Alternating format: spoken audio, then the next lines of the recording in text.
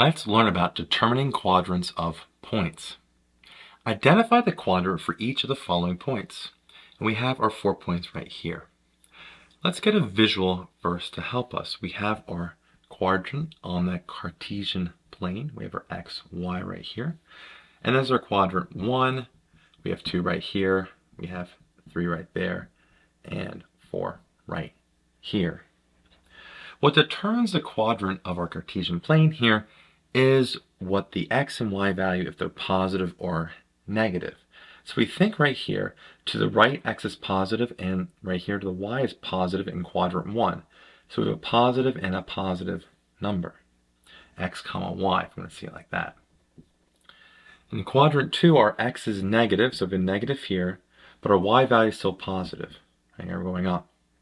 So in quadrant 3 now, x is negative and y value is negative. We're going down and to the left from the origin. And then in quadrant 4, our x is positive again, but our y values are negative. So we can use that to help us answer these questions. What about point 5 comma negative 3? X is positive, so we have a positive 5, but we're going down to negative 3 right here. So that's going to be in quadrant 4. So we have quadrant 4 right here. Put a Q if you want, Q4 for point 1. Point 2 is negative 4 comma 6. X is negative 4. Y is a positive 6. That's going to be up here. A negative positive. That's quadrant 2. 3, negative 7, negative 2. X is negative 7. Y is a negative 2. Negative, negative. That's quadrant 3.